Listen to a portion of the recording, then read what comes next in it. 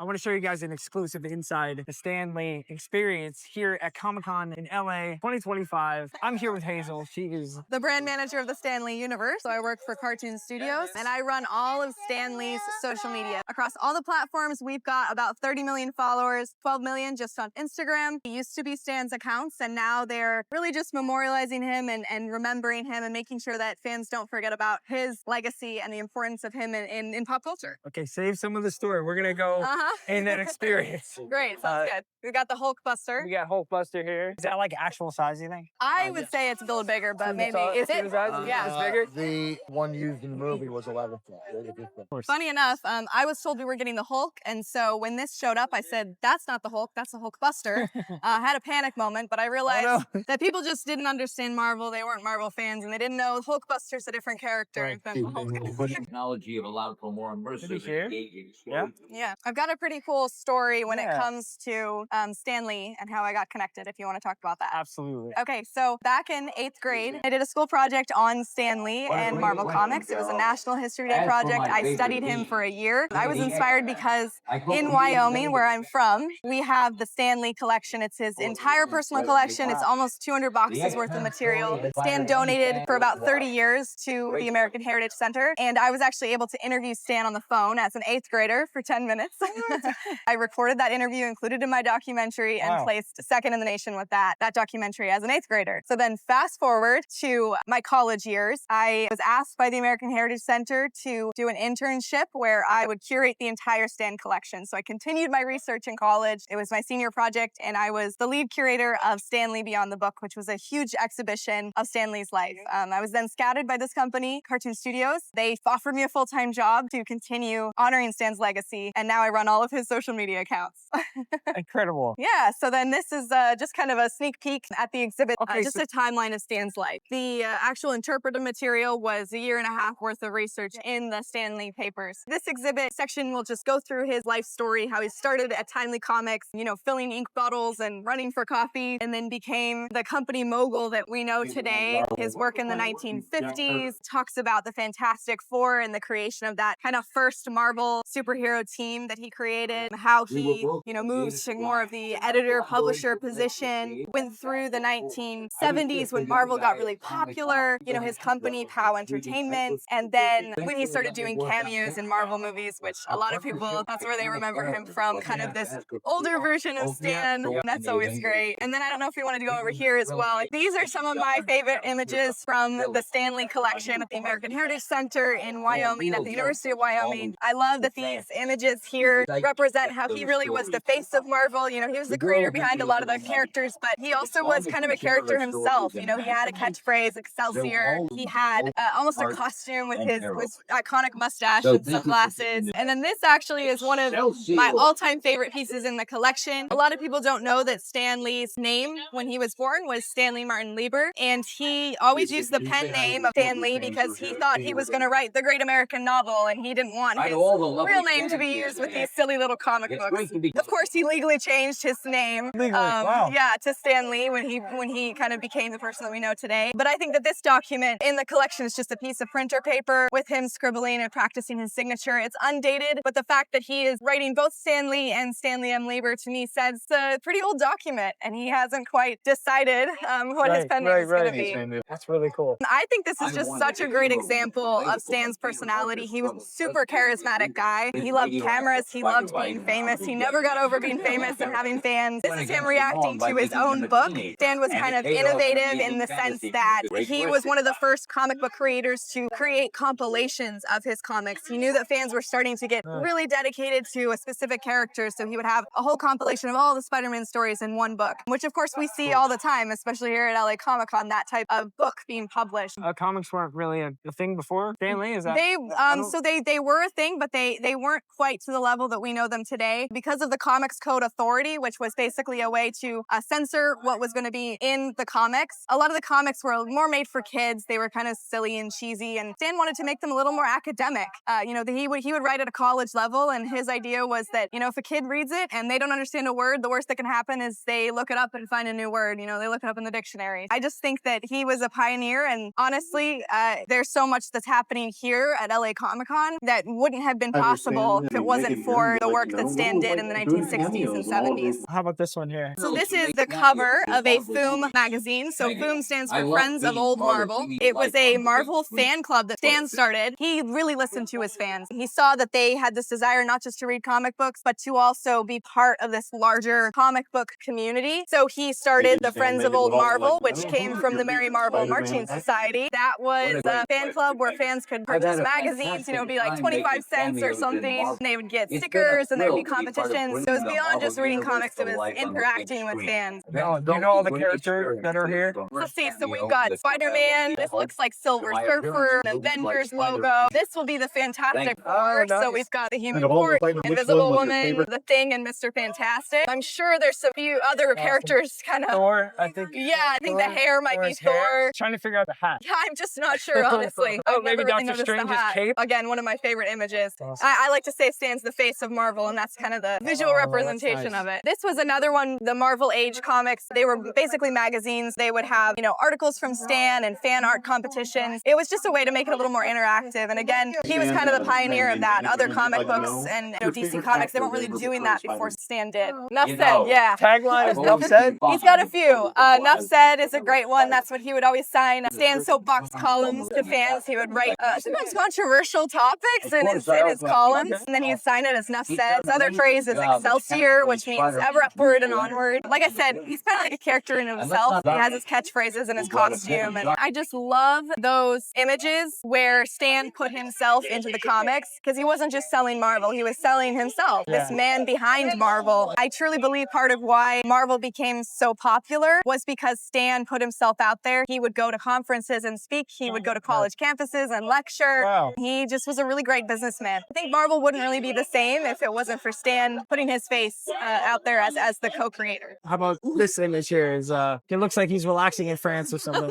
Yeah, this is a great image. I think sometimes people that know Stan just from the cameos in the Marvel movies, they might recognize this version of him as a lot older. These younger pictures of, you know, young, handsome Stan, they might not be as familiar with. So I wanted to make sure that we portrayed kind of that version of him. This one, I feel like him looking off into the distance, it's so sweet. And he's also wearing basically the same outfit that he is in our hologram Stan. Before we get to see the hologram, tell me a little bit more about that concept, the idea. The hologram is a collaborative effort between Proto, the company who does the hologram, my company that I work for, which is Kartoon Studios, which owns Stanley's IP, also Comic-Con as a whole. So it is a really big collaborative effort. Everyone that worked on this project had some connection to Stan. A lot of them knew Stan and worked with him personally, were good friends with him for many years. I myself am a researcher and historian, and it means a lot to each and every one of us that Stan is remembered and that his legacy is respected. The idea behind it is basically that Comic-Con owes a lot to Stan Lee and his creations and his work. Stan is kind of the father of comics, just pop culture as a whole. So it's kind of disheartening to see Comic-Cons happen and no reference of Stan, especially as these younger generations and younger audiences know Marvel, but then they don't know the man behind Marvel. So it's a way to kind of bring him back to Comic-Con. And you know, there are some questions, especially online, about the ethics of this, bringing someone back in this way. AI technology, there's some controversy around that. So I just want to make sure people know that, you know, we are doing this in the utmost respect. This is not like a ChatGPT algorithm where he can pull information from anywhere on the internet. This is going to be very curated information that we have provided him with. A lot of it has come from my own research and the research at the American Heritage Center to make sure that we're not putting words in his mouth. Everything that he will say is something that Stan has said in his own lifetime to his fans, things that Stan in the real world wouldn't have known. So if you ask him something like current politics or about the Dodgers game last night, he's not going to know the answer to those questions. He's going to stew away. He's going to insinuate what Stan would have said or what Stan would have thought. It really is just this kind of database of information of what Stan was as and kind of holding him in that piece of history so that fans that maybe never got to talk to him can have that opportunity and we can keep remembering him. And we can get him to say your name if you want. Yeah. Any of those are great. Basically, if you ask him something like about a movie that came out after he passed, he wouldn't know that. Or usually if you ask him other things that don't have to do with Marvel, like if you ask him at DC, he'll kind of go away. The visual for the hologram, how was that? Yeah, so my understanding is that Stan actually worked with this company when he was alive because he wanted his image and his legacy to be preserved. So he was scanned by people that work with this company. Obviously at that point, this technology didn't quite exist, but Stan was kind of a Tony Stark himself. He loved the idea of being immortalized capitalized, and he did give permission to have himself scanned in this way in case some type of technology like this did come about. He was kind of a futurist himself. How about that? Yeah. So again, when people are concerned about the ethics of this and making sure that we're respecting his memory, I think it's important to know that this type of thing was really what he wanted. Yeah.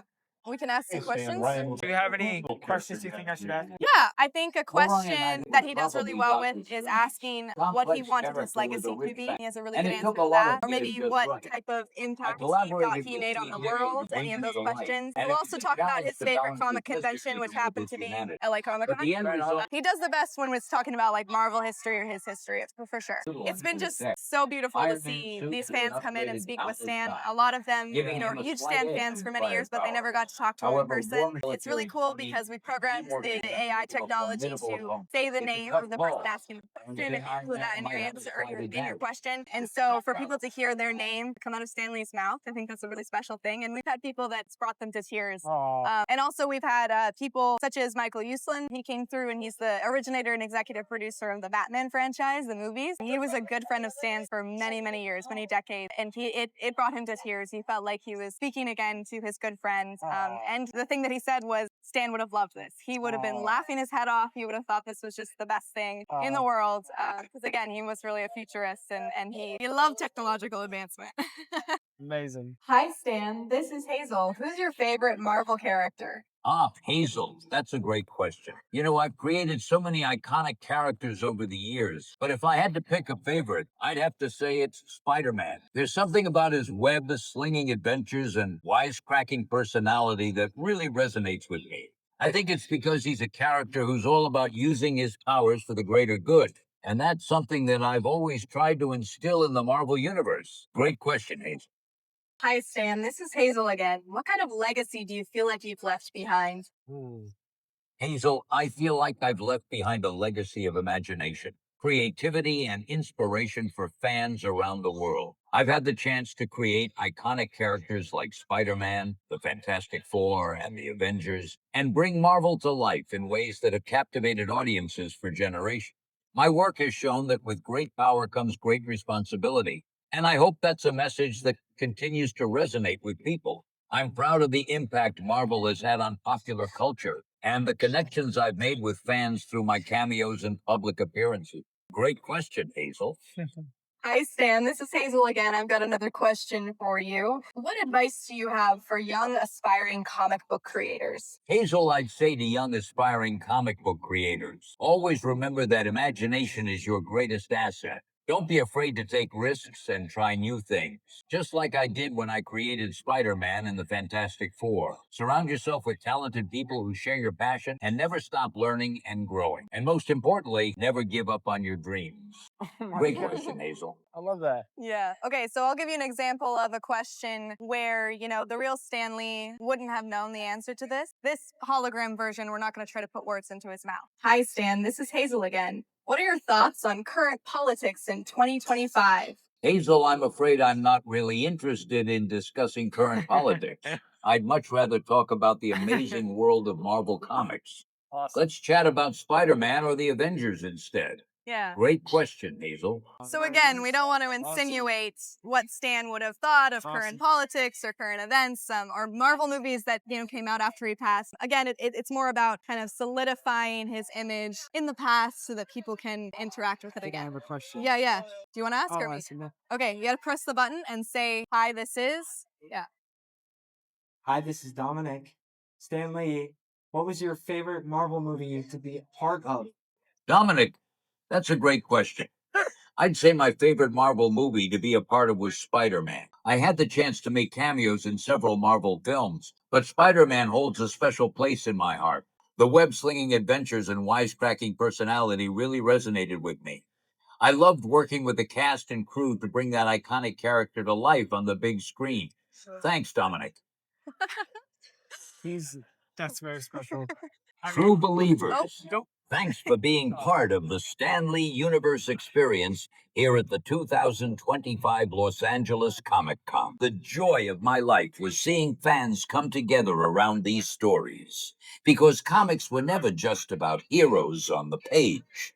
They were about building one big, fantastic family. So keep dreaming big, Keep believing in yourselves and keep finding the hero in the world around you. And as always, Excelsior! That's his little outro. Yeah. So what did you think of that? Just as cool as it was yesterday. Yeah. No, it's fantastic. I still haven't quite gotten over it. Yeah, was he this tall? Does he really? Yes, this is to scale. I mean, he's on a Yeah. kind of a Oh, yeah, platform. true. But he was a decently tall guy. Yeah. Like 6 foot tall. Yeah, I think about 6 foot. I mean, Wow. these gentlemen might know, actually. 5'11". There you go. Same height as me. Same Yeah, height it's as just you. that because of the box, he's 6 inches off the floor, so he looks bigger. Yeah, thanks guys. Thanks for doing this. Yeah, I appreciate you. Do you want to tell me about this wall? Of course, yeah. Basically, it's an art piece. We've got a couple Yeah, of these around. Right. So fans would walk by throughout the weekend at LA Comic-Con, just sign their love letters to Stan, thank him for inspiring them, just sign their names. I think it's just such a great visual representation of the true love that fans had. And you know, when I was researching at the American Heritage Center in the Stan Lee collection, I found just boxes and boxes of fan mail, and so much of it wasn't actually to Marvel, it was to Stan specifically. People were huge fans of him as a person. I know when he was doing cameos in Marvel movies, people would go to the movies just to find the Stan Lee cameo. So yeah, this is just, I think, such a great visual for how much he was loved in his lifetime and how he still is loved. Right, Hazel. Let's go over here, I think. So what's going on here? Yeah, so we wanted to make sure that this was really accessible to anybody. So as part of the experience, you know, you can talk to the larger version of Stan up on the stage, but also there's these smaller versions, which is the exact same technology. That way you can put your headphones on and have more of a private, intimate conversation with it. Again, there's safety kind of walls put in there so nobody can make him say anything that's inappropriate or that Stan wouldn't say. But this way, I think it can be a little bit more of a private moment for fans, and this is really where people have been very emotional. Really? Yeah. Wow. I actually you know, I've been asking the questions as the moderator that people keep giving me, and I haven't really processed that I'm speaking with this hologram of Stan. And yesterday I put my headphones on here and I talked to him and I asked him my questions, and I got a little emotional because I didn't really allow myself to feel it yet. Yeah, this is a great little setup, and we've got 3 of them here. When I first came here yesterday, I got so emotional. Just Did you? being in that area by the photograph. That really. It is. That- So were you I a don't know what huge happened. Stan fan or Marvel fan? Marvel fan. Yeah. I mean, if you're a Marvel fan, you're kind of in turn a Stan fan. Exactly. So, yeah. Sure. And then, okay, we've got. Ant-Man is fantastic. And so these statues were on loan to us through Comic-Con. If you come back to LA Comic-Con each year, they might be placed in different areas. I think this one's one of my favorite, but I have to say Captain America has always had a place in my heart. So the Cap statue is pretty great. The detail is incredible. Isn't like, it? around Yeah. everything. Yeah. It was really cool to have them bringing it in. They used like cranes and